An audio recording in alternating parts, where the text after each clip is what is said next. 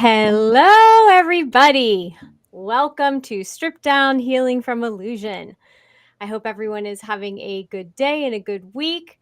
And this is Kerri. No, just kidding. Kerri, I'm sure, is on her way, just having some difficulties. And for right now, we have Krista Barone pitch hitting. Is that how you say that? Pitch hitting? Yeah, I'm so proud of you. Yes, that is pinch hitting. Hitting. Wow, Poor baseball. Kerri is Krista Barone from Wicked Wisdom Consulting. Welcome, Krista. Thank you so much. I've had so much fun watching the show from behind the scenes in the studio. It's nice to be on. Yes, Krista Barone is our amazing, wonderful producer and just helps do all of it and put it all together for Kerri and I. So thank you, Krista, in front of everybody. Thank You you. are so welcome. You're so welcome. So, the way that Kerri and I roll is that we just kind of say, hey, what's going on today? And what is on our minds is what our topic is today. So, a little bit of we had touched base earlier this morning, and we were thinking, or it came up of duality and non duality. And, we hear the word surrender, we hear the word strength, and they have two different meanings. And it's so weird sometimes to hear don't surrender, but then you hear no, surrender, and surrender the outcome. uh, what are your thoughts on those different sides of the same stick? Well, I think it depends on where you are and what is right for you in that moment. I think it's ever changing. Honestly, I don't think anything in this lifetime, in this universe, is ever set in stone. There's never one way to do anything, there's never one choice to make. It's always changing, and it depends on what you need in that exact moment. Yeah, it's a good point. Yeah. Point. What were you Because thinking with that? some people you can be strong and have strength, Mm-hmm. and that's a good thing, but then sometimes strength can overwhelm others or a situation. And Mm-hmm. so I think that you have to discern what's right. And then same thing with surrender. I mean, surrendering the outcome. You put it out there, what you want to manifest, and then you have to just kind of surrender to the fact that you're not in control of the outcome. You're not in control of how it's going to happen. You have to just sit back and surrender control. But then on the other hand, surrender can also have a bad connotation or a not strong connotation Right. where, white flag, I surrender, I give up, and so it's just always so interesting when these words come up and you read them in the different context. Mm-hmm. So, like having fear of something, and you and I have talked about this before. You Yeah. can fear that something's going to happen, or you can be aware that it could happen and then prepare for it, not because you want to manifest it, but because you're just being smart. You're just Yeah. making sure you have what you need in survival mode, but not from a place of fear. It's Well, and I from think that also has to do with your personality and kind of how your mind works too. Because there's some people who, like you said, it's not that you're willing it to happen, visualizing it to happen, but there's some people who it not it's it relieves anxiety to kind of go through, okay, if this were to happen, what would I Mhm. do in this situation? Because it actually acts as a way to um it acts as a way for you to realize, oh, I can handle that situation. And Yeah. here's how I would do it. And the more you do it, I think is also in a weird way, it also gives you confidence to not have to do it in the future. Now, of course, you can get stuck on it and become dependent on that, and then it can become unhealthy, like most things. But I think it actually can serve to give you comfort and help you even feel more confident in the situation because you know, okay, if this were to happen, that's a really good idea. I would have done it this way. Okay, now I can relax and whatever's going to happen is going to happen. So it's not both of those things you can kind of go in tandem with each other. Well, and it's interesting because that's, you know, we've studied Abraham Hicks, and so you have segment intending, Mm-hmm. which is great. Yeah. And then Stoicism talks about thinking of all different scenarios and being prepared for all different scenarios. Again, not because you want to bring in the bad, but you want to be prepared for whatever may happen. Right. So you're not as blindsided as you potentially could be if you didn't think of all the different outcomes. Right. And I think there's a difference too in the situation that you're in, because I'm sure it's the same for you, because I know it is, we talked about it. But like, for example, when you're in a coaching session with someone, you don't want to beforehand think about, oh, I wonder what they're going to come at me with today. Like, what are we going to talk about today? No, you're in the moment, you're surrendering to the moment, and you're trusting that I'm going to be guided and given the wisdom to be able to support this person and provide them with coaching that they need, that's going to help them in that situation. But you're not pre-planning it, you're not thinking of it ahead of time, versus I'm going to go on a 60-day cross-country road trip. Yeah, you're going to have to think of some things through a little bit more. You can't, I mean, you certainly could just get in your car and go and not plan anything and really surrender and just live in the moment the whole time. But we all, when we're driving, think of scenarios and, things that could happen. But I think it's also very situationally dependent. Yeah. No, it's very true. And it's just it's good. I mean, segment intending, have you tried segment intending in a situation where it's gone exactly the way you planned it? I don't think it's ever gone exactly the way that I planned it. But I'm one of those people that likes to run through scenarios in my head because it makes me feel prepared.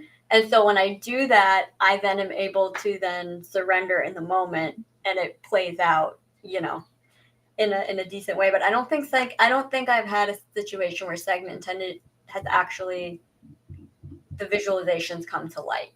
Has it for you? Yeah, I think that, yeah, definitely. Can you check to see if she's trying to get in? Oh, yep.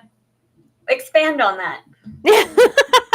So, yes, I've had situations where I've thought about a situation I'm about to go into and jumped in my mind and virtually planned it out of how I think that I'd like it to go, and put that out there and then put that energy out there.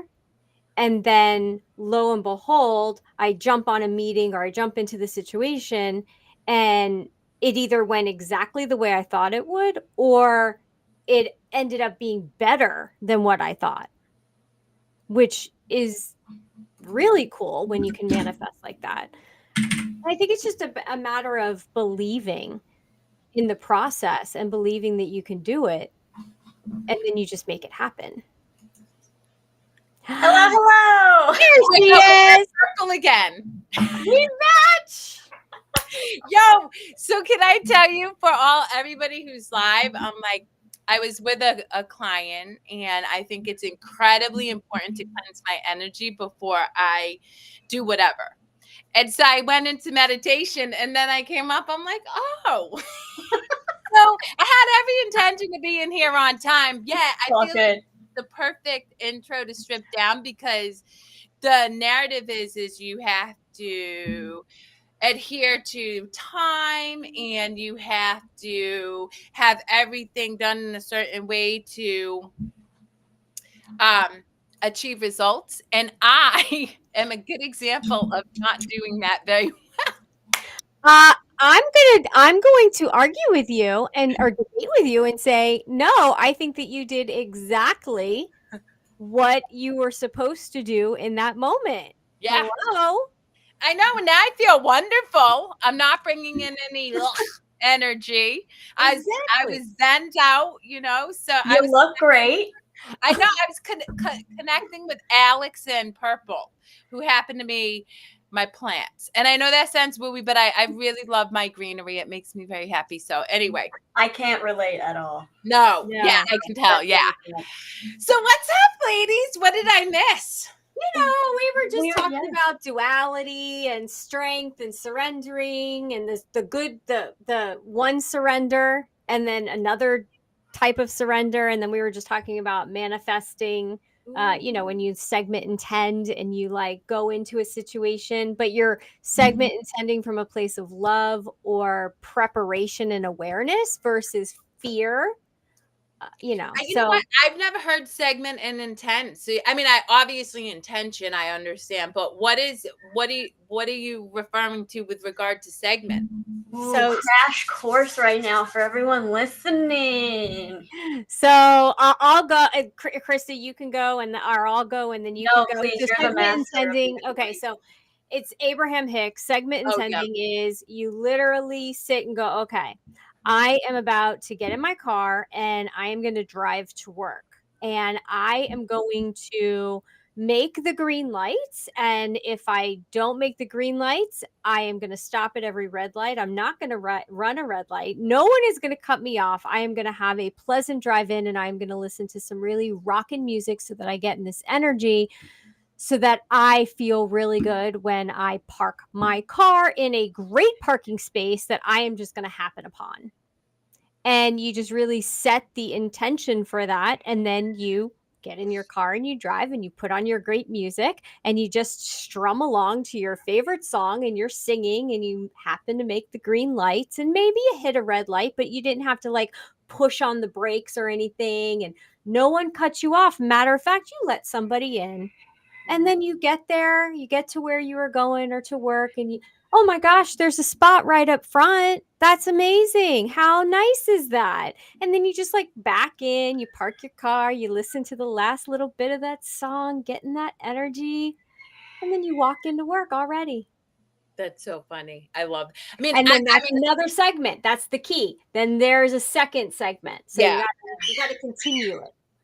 Interesting. That seems like a lot of work for me, and I wouldn't do that. So, I followed Abraham Hicks for a half a second, and don't get me wrong, I think that the channeling and the messaging that they're saying is profound and can really, really help our egoic minds, our thinking brain to start to experience manifestation.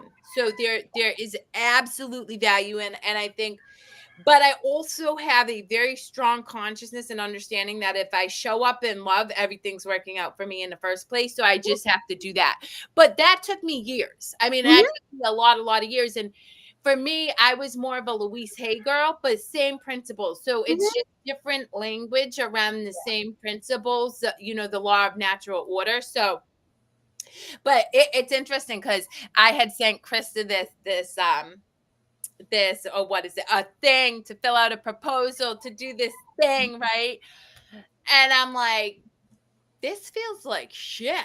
I don't want to do this. This feels gross. Like, I don't want to do the work. If I'm going to be a speaker, keynote speaker at a summit, it's coming to me. And like, I hear the word segment and then I hear all the things that you just laid out. And if I get the same reaction that I got to the proposal, I'm like, that feels like a lot of work. What if I just dance and say, okay, whatever I think about comes to fruition and that's enough? And that's what I work toward. But again, guys, I've been doing this work since I was 14. I'll be 44 in May. So it's not that easy because you really do have to intentionally work to reprogram your brain, which is exhausting, to get to that place. So if breaking it into segments and then getting proof, right? So something that you said was you get the proof in having the parking spot, in having the green lights. That's important because that's going to help start to establish for your subconscious that you can in fact manifest whatever it is you want. Yeah. And I think for beginners, I think even beginners in medium, whatever, intermediate, I don't know. I think that it just helps. And also when you're facing something that is extremely challenging, when you just need a little extra bump on something, I think it's a good way to go back to. And, having, it's so funny. I was talking to a client about this the other day. You can have hundreds, okay, maybe not hundreds, it's a toolbox. You could have tons of tools that you take with you every single day. But if you don't know which ones to put in your tool belt for the job or for the situation you're in the moment, you can't always run back to the toolbox, right? You got your tool belt, so you got to go, okay, I'm going to probably use this one or this one. And eventually, when you get really, really good at it, you bring the toolbox with you, or you just have the tools available to you at the snap of your finger. But it takes practice. A lot. It's a And lot of it work. takes a lot of exercising and building that muscle. Yeah. I mean, you're spot on. And it's interesting because I know in any given moment whether I need to drink water, if I need to go for a walk, if I need to meditate, if I need to sage myself from energy or move my body. But again, it took 20 plus years of curiosity. And, you know, I was sharing with somebody I work with the other day. It is exhausting. You need to take naps, y'all. Emotionally fighting your ego versus your higher consciousness, it is a war. And because our ego, our thinking mind has been in control for many, many more years than it hasn't, to fight that so eventually that your conscious mind is in control takes an exorbitant amount of energy. Like absolutely. But then you get to a place where I'm at where if I'm out of alignment, I get tightness in my chest. And that's what I was getting Yeah. when I was going through the document with Krista, and I sat with it. And then I woke up this morning. I'm like, there's not a chance in hell I'm going to do that. There's just no way. And it wouldn't even feel good for me anyway. Plus, it helps that I have a coach who reminded me, he's like, Kerri, you were so good at what you do. Just manifest it. You don't need that shit. I'm like, I know. Thank you. I just needed you to tell me. So, yeah, I love it. What are your thoughts on what is it? Segment intending, yeah. Well, it's funny because before you popped on, we were talking about it, and I was saying I don't think my segment intendings ever worked out, but I realize now that I did not realize.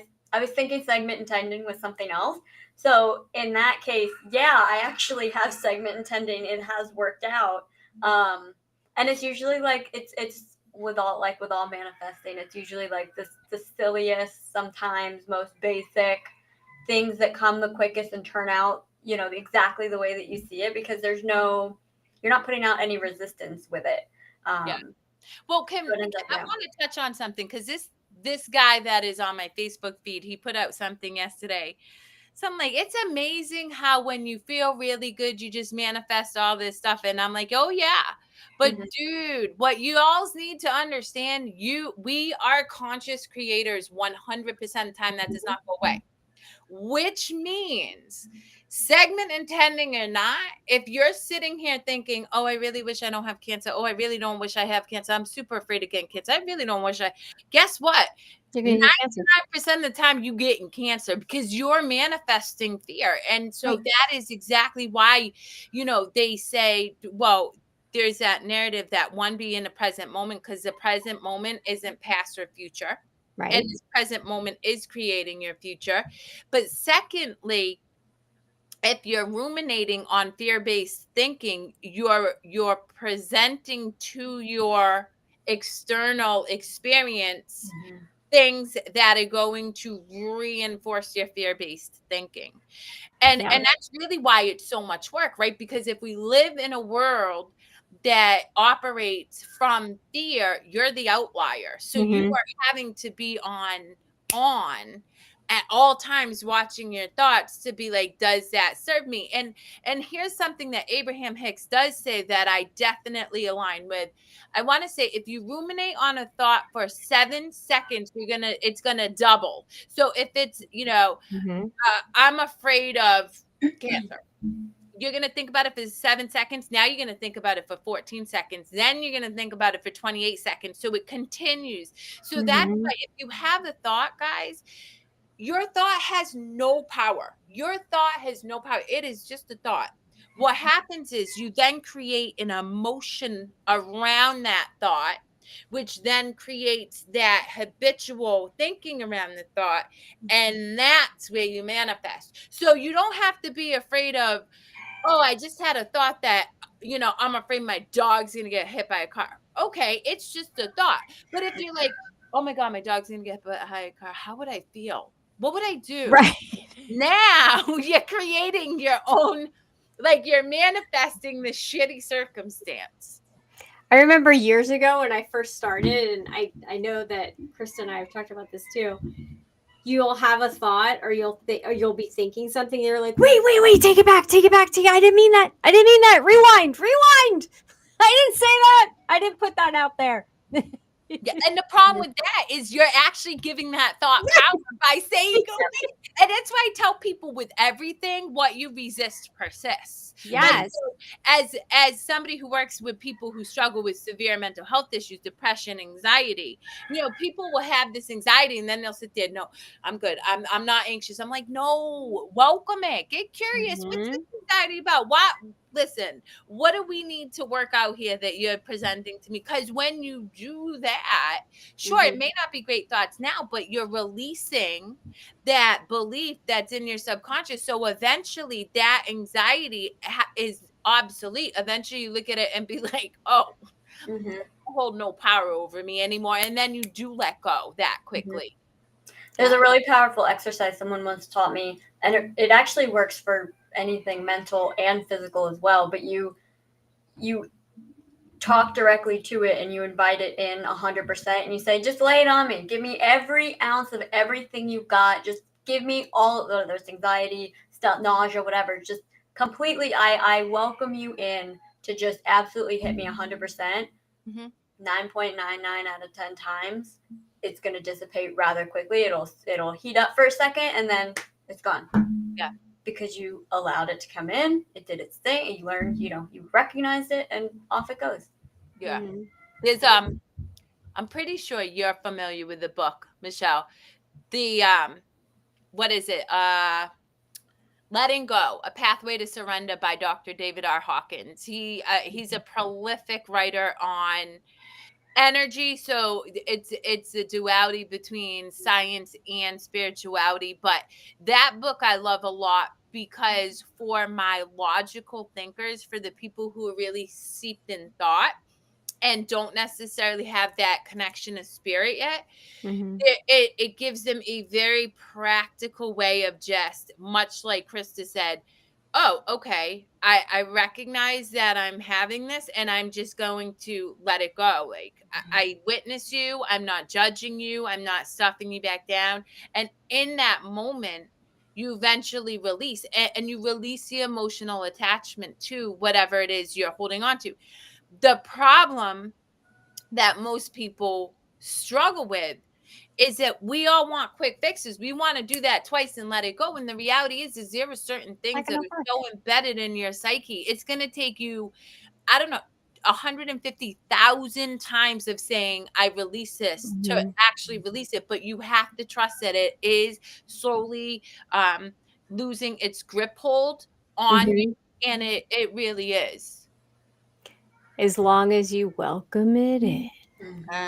How many times have we heard people say, I'm just going to fake it till I make it? That ain't going to work, people. No. You cannot fake it. One, it sends a bad message out because people think you're fine. I'm fine. I'm good. And let's just put it out there. If someone tells you they're fine, they're not fine. Fine is like another F word. Like, don't listen to anyone if they say I'm fine, and then you just don't even check in with them. Fine. But you can respect their boundaries if they don't want to talk about it. Yes, of course. Good point. But don't just think and take them for their face value that they're. But here, you opened up a can that I'm gonna just step right into. Because I am in very healthy relationships. And so saying I'm fine to somebody who loves and nurtures and cares for you, who energetically knows you're not fine, doesn't really like a lot for a healthy relationship either, because it's like, instead of saying, no, I'm not okay, but I'm not in a place to discuss this right now, I will follow up with you, right? That's healthy because you're being honest, right? And the reason it's not good to say you're fine is you're embedding that in your subconscious too. And if you think about it, your subconscious cannot differentiate. So saying you're fine is like hammering in whatever it is you're feeling like, nope, suck it up. It's no different than just squishing down your anger. Instead, say, no, I recognize I'm not okay, but I'm not in a place to discuss it, because and then that affords the other person mutual respect. Right. And you open up for people to be able to meet your needs in a more meaningful way, because you're going to learn one of two things. That person is either going to respect that and say, okay, you know where to find me should you want to talk. If not, love you, and keep it moving. Or they're going to push. And that's not the person you want in your life in the first place. And that's why I love boundaries. Not so much because I have great relationships. I do, because I've been able to weed out the people who can't meet my boundaries. And I have every right to say, right now, I'm not good. And I don't want to talk about it. Yeah. Nana and I are a perfect example of how that works really well. If Nana's pissed, he'll straight tell me, babe, I had a bad day. I'm shutting off my phone. I may check with you tonight. I may not. I'll hit you up tomorrow. I will circle back later in the morning whenever he reaches out. Did you want to talk about it? He's going to say no or yes. It doesn't matter. And I don't personalize it. I don't project my own insecurity. I'm like, okay, cool. And that is a healthy relationship. Yeah. Yeah, absolutely. I mean, that happened the other night. Michael asked me, what's up? He saw that I was upset about something, and I went, you know what? I know that you don't want to hear this right now about this situation. So I'm good. I got it handled. I don't want to go into it any further. Oh, you're going to hate me. As soon as she started, I knew you were going to go, well, because you're assuming you know what he wants, and maybe. Oh no! In this situation, Kerri, I absolutely knew what he wanted. Trust me, it was not going to end well if we went through the conversation. Well, that's true, but even still, like, if it will work better if you're like, I'm not in a place where I can discuss it. Because here's the thing, when we project, like, if I'm telling you, Michelle, I know that you wore the color purple because I was wearing the color purple, and last time we met, you were wearing the color purple, right? You might be like, what? I wasn't even fucking thinking about the fact that she was wearing. Or you could have been like, well, how did she know? But either way, it doesn't feel good, because now you're in your mind thinking like, but if I said, Michelle, I'm thinking we need to coordinate what we wear, because I really don't want to wear the color purple. Right now it's about me, and it's not about you. And so I always tell people, because we project so much onto people all the time. I'm guilty of it most with my children still to this day. Those are the daughters, and Billy, my youngest, is so good for calling me out on it. She's like, Mama, I didn't even say that. Like, I totally didn't say that. Like, shit. Awesome. But it is our own stuff, and then we look at it and we're like, oh damn, yeah. But it's so healthy to be like, I'm not in a place to discuss this. Yeah. Maybe I'll talk about it with you, maybe I won't. It has nothing to do with you. This is my personal feeling, and feeling safe enough to do that, and know that the other person can receive that and not personalize it. Yeah. Yeah. And in this situation, it was a topic that it's well established that it's not a really good topic to bring up at certain times. Yeah. So respecting the fact that I knew it would aggravate him, it was, I've got this handled. Yeah. I'll take care of it. We don't need to talk about it before bed. you know? Yeah, it was one of those things where it's like, no, I'm not. Because, sometimes when we're upset, and anybody I'm sure has a situation, you're upset and somebody pushes and pushes, like, what's wrong? What's wrong? Tell me what's wrong. No, seriously, I want to help. What's wrong? And then you tell them, and then they're like, and they get like aggro, or they get upset, and why is this happening? And it's like, well, wait a minute. You asked me what was wrong. I'm not asking you to fix it. And we hear this from our clients all the time. Why can't people just listen? In a nutshell. Yeah. And then literally you wonder why I smashed the kitchen stove and I'm not justifying my behavior. I'm a grown ass adult and I could have made different choices, breath work, whatever.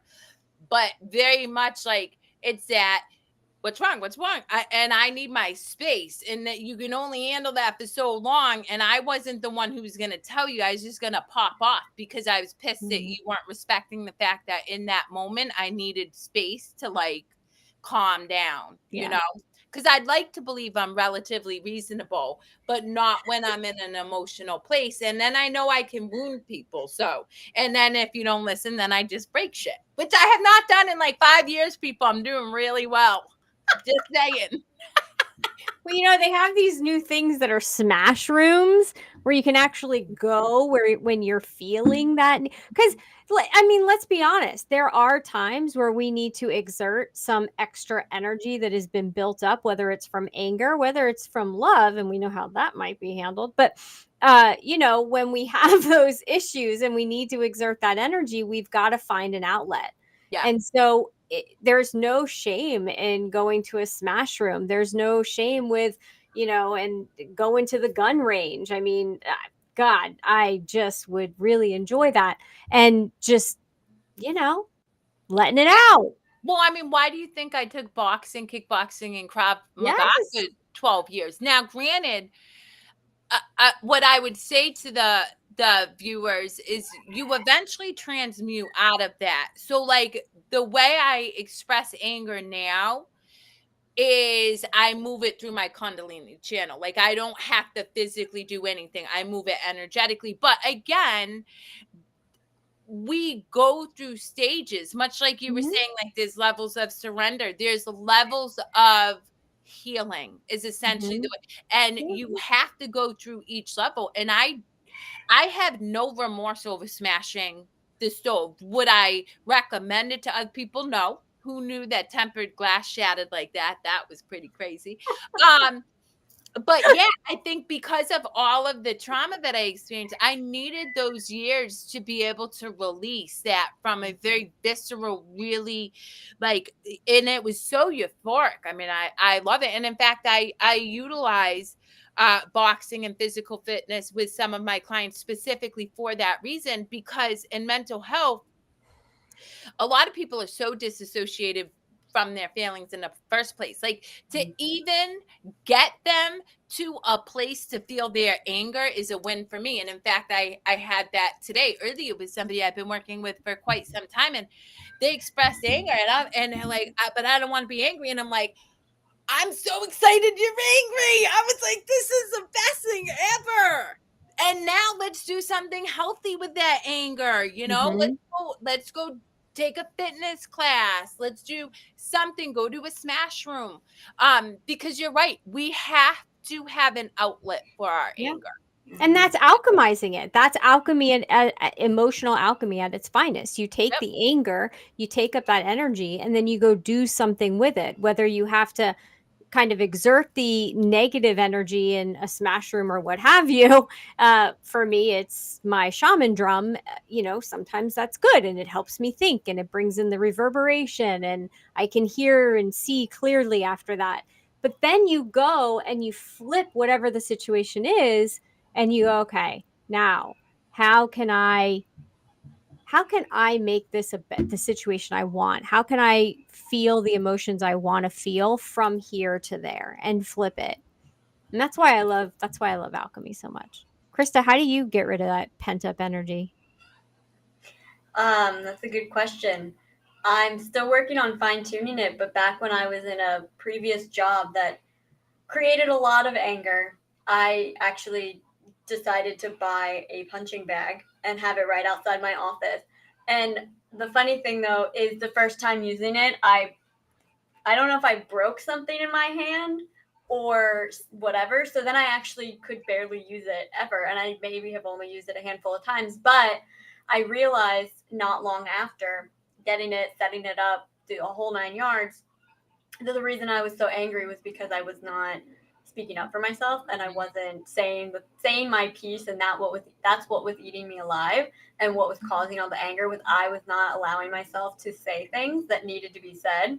And when I started doing that, I started needing the punching bag less and less and less and less and less. Yeah. And that's still even true now. Like, I'll still get angry often enough, but it's usually related to not saying what I know I should have said, or it's not being fully in my power and who I am and all those things. That's usually what causes it. So at least now I can identify it and then figure out what to do about it then. Or I can just teach you how to kick the punching bag. No. But See, the thing was I didn't have a glove, so I was doing that's the bare thing. hands. And I tell people, I'm like, at least wrap your hands. Wrap Yeah. your hands. Like And I get even had my fingers like curled under, so it was Oh, just yeah, it was a mess. Yeah. I get it.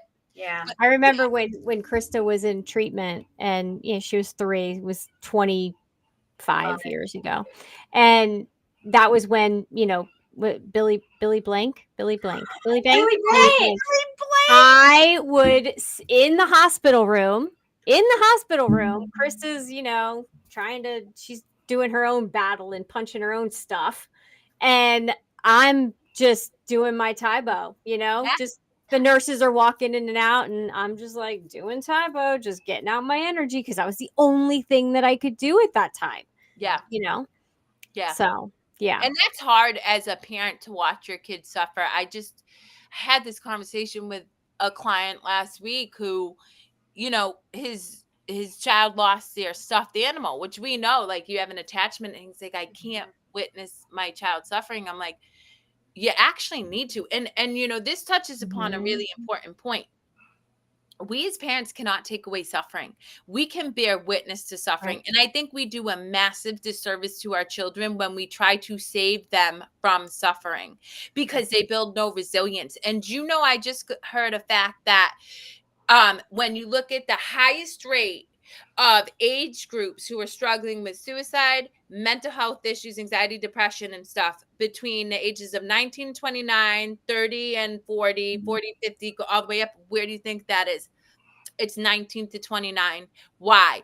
Because we have created this culture of children who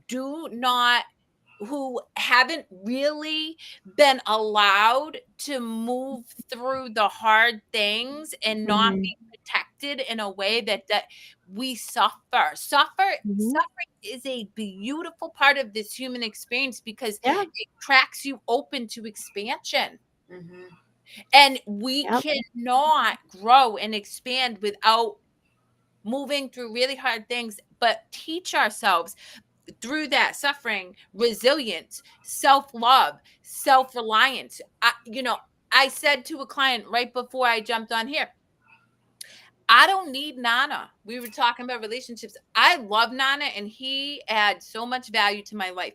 Truth be told, I don't even need my kids. And when you can say that, that's Mhm. profound because the reality is you really should be able to get to a place where you intrinsically know you need absolutely nobody. And it's not that I don't lean into help. My internal clock will be like, okay, Kerri, you got to reach out to Krista because this proposal seems really overwhelming and you're not going to touch it.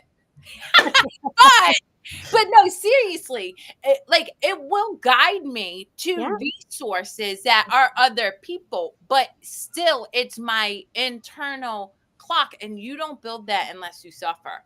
And Yeah. that is why I would never take back one iota of Yeah. anything I've ever been through. When you said that, you know what I pictured in my mind? The conversation we literally just had, the words we just said about the toolkit and the tool belt. We buy our kids little things, like miniatures of things that we have. Why aren't we teaching them the things that we're learning? So if we have our toolkit and we have our tool belt and we have all these different things that we can use to help us with our emotions and our feelings, why are we not teaching this stuff to our kids? And helping them so that they can help themselves. Yeah.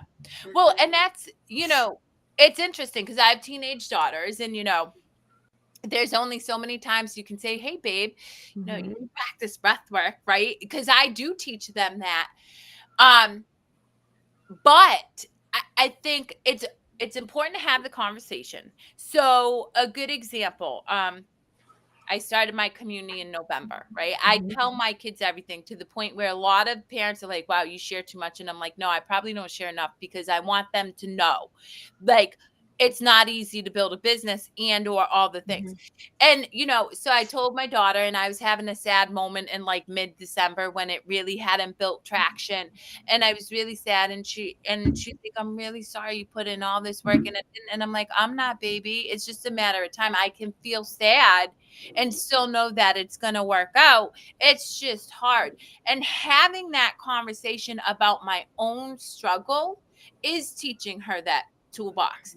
It's not necessarily, hey, Julie, I know you're having a hard time at school, so you should try breath work. It's more, hey, Julie, I worked with this really hard client that really brought up, a lot of emotion in me, and I started feeling anxious. So I started breathing, or I'm really feeling anxious right now. I'm going to go breathe, because them watching me do this stuff, they then see myself nurture myself, and that's one of the reasons I'm really kind of happy I went through 4 miscarriages while they're teenagers, because they saw their mom go through this massive loss and yet still be joyful, honor my feelings, but not let it cripple me and take years to overcome and stuff. I nurtured myself, and then I also lived well.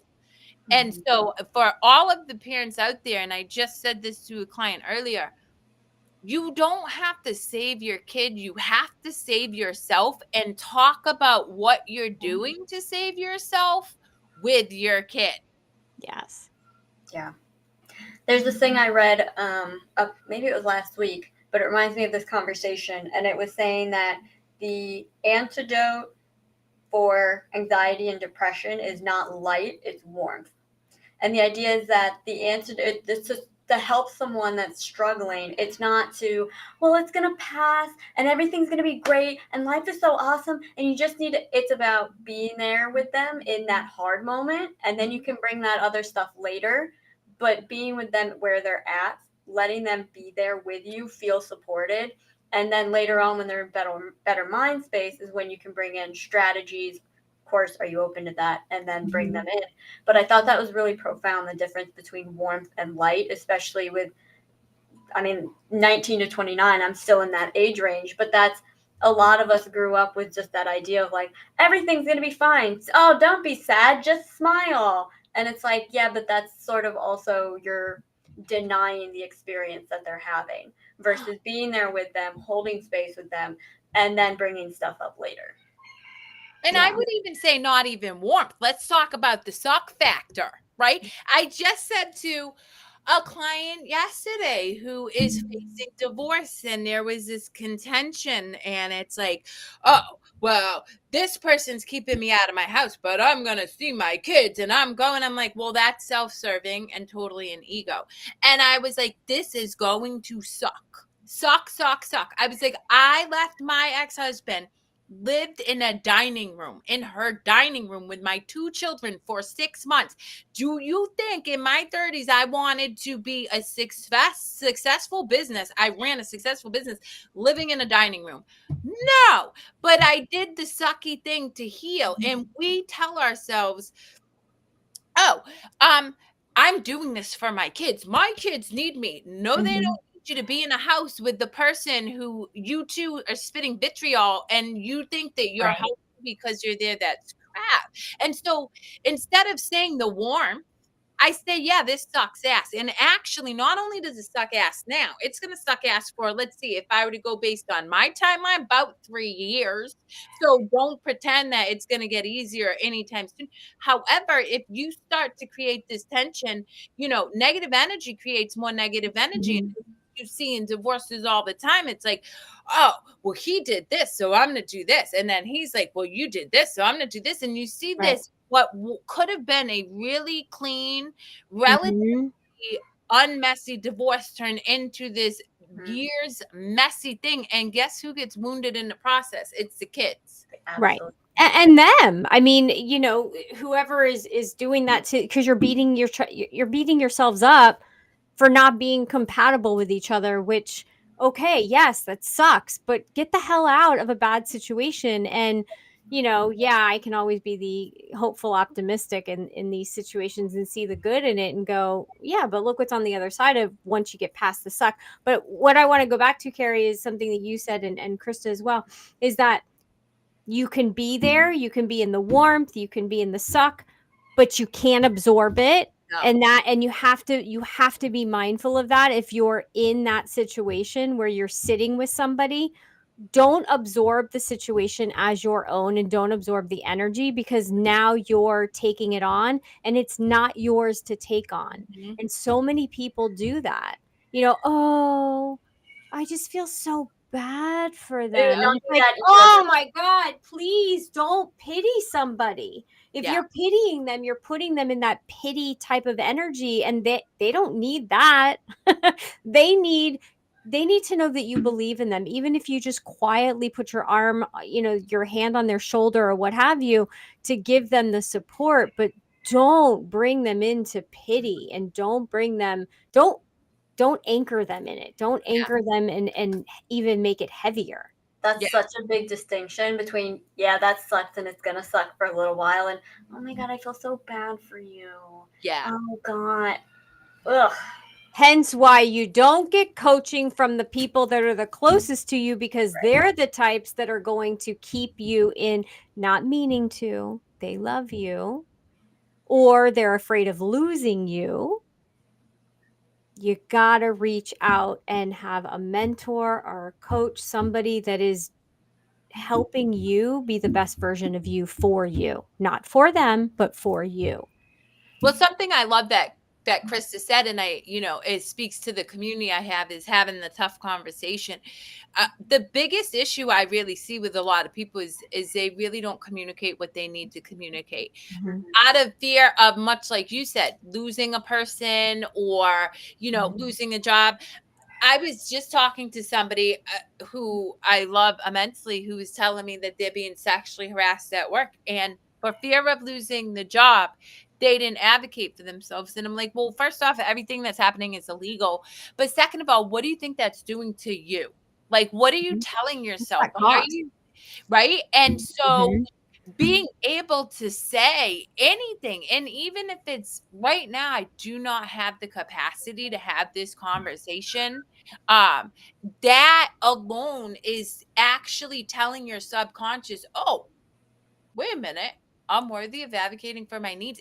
And having those tough conversations really does shine a light on who has the capacity to be there for you in a loving and meaningful way in the first place. Because a lot of people don't. A lot of people are going to do exactly what you just said, Michelle, and say, I'm really, really sorry. I know this sucks so much. I remember when I went through that too. And oh my God, it was just so awful. And it just felt right. Like, no, that Yeah. I would rather be like, my favorite is, Kerri, you're kind of being a bitch right now. And I'm like, oh, I might be. Thank you. I appreciate you for pointing that out. But this bitch is going to pull you out of your situation. So, Well, I was gonna say too is, if you're only, and if to your point of getting coaching, getting just expanding your circle, is if you're surrounded by just a bunch of people who are going, oh, I'm so sorry, oh, you poor thing, you're gonna internalize that. And now if everyone is telling you how sad your situation is, how horrible you have it, hello, victim complex. Yeah. Now later on, you're gonna have to try to dig yourself out of that. okay. That's why they say we're the sum total of the 5 people we hang out with, because it's so true. Yes. And you should always surround yourself with people that are higher and lower, or midway. So that way anyway. But what just came to mind when you said that was, back in the day when we were at the hospital, the thing that I could not stand the most was, oh my God, I am so sorry. I don't know how you're doing this. You know what? I didn't ask to freaking do this. What choice do I have? It's like, so true. What am I supposed to freaking do? I hit a Russian roulette bar and said, kid got cancer. Cha-ching! God, like that was like, I would tell people, like, don't come at me with that. Yeah. Don't. Don't take that home with you. And if you can't get past that, do not bring that to me. I don't want to hear it. What else am I supposed to do? Yeah, it's true.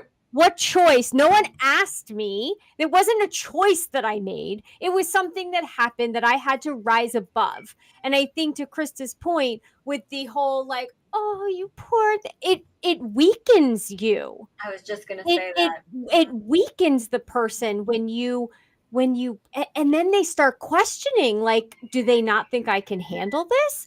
Like it's just not, don't put your fear and what maybe your weakness, which is fine. There were people that came to the hospital that I never, like some I didn't even know. They were bringing us food and they were just doing these amazing, wonderful things. Half of them I didn't know. And then I had people that I thought, I'm not even going to say I thought, that's a judgy thing, that were my bet, like were really close to me, really good friends that didn't show up. And you know what? That was okay because I didn't have the energy or the strength to pull them through a situation Yeah. with me. Yep. I was having a hard enough time standing on my own 2 feet. And so I was fine if and fine in a good way. I was okay with them not showing up because they couldn't handle it. They weren't at that place. And you know what? It wasn't their journey. It was my journey. And I think that's so important because when I worked at the hospital and I worked with the families, so many people would be resentful for the people that weren't there. And I was like, stop. Look at who is here.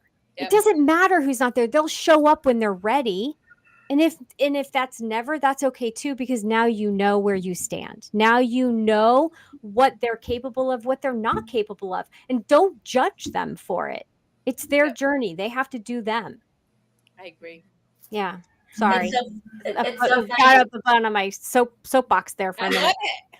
it. That made me think though, relating to our story, my story. I was putting on a beanie the other day because we're getting a cold front here in Florida, and all of a sudden I flashed back to, I want to say I was in third grade, so at that point it had been years since I had gone through treatment. My hair grew back, but my hair was like all over the place. And it was bugging me, so I tucked it all into the skull cap, and all of a sudden I turned and I think it was like one of the ladies that worked in the office, and she like shrieked. She was like, Krista, take your hair out of that beanie. Do not do that. And I was like, what is this lady's problem? And I remember running to you and being like, what did I do wrong? And you were like, well, no, you have to remember, like, we have to think, like, she remembers you being bald and treatment, so it's very, it's jarring for her. So and I thought about that experience, and what a perfect example of Mm-hmm. someone else sort of thrusting their fear, their trauma, their everything on you. And I started to think, like, where could that have impacted? Because it was such a visceral experience for me, and I can remember it so clearly. I haven't thought about it in a while, but where did I change my behavior in any way because of that? Mm-hmm. And so now I get to look back and go, that's interesting. How could that have impacted something? And recognize that was 100% her thing. But it also, I would give you some kudos, and as an example, as a parent, of explaining to me, not just going, oh, kind of knocking it away and making it not a big deal, but explaining to me what was happening, because Right. then that allowed me moving forward to go, oh, that's why they reacted that way. Okay, interesting. And it takes it off of me, and now I can recognize the situation from almost a third party perspective. Mm-hmm. And I think you did that a lot through my treatment, which we've talked about, which helped me step out of the victim complex that I could have easily gone into. Oh yeah. Well, because you can't let cancer or any other chronic illness define you. You You can't let can't. it. You're not your chronic illness. You're not your body. Like the body feels this, the body has this, but you're not your body. Yeah. But yeah, I mean, and I've had those moments. I've had flashbacks, to traumas. You go into a situation, you hear a word or you hear a song, and all of a sudden it's like right in your face. And I remember walking into a kid's room who was just being diagnosed. It was a 3-year-old.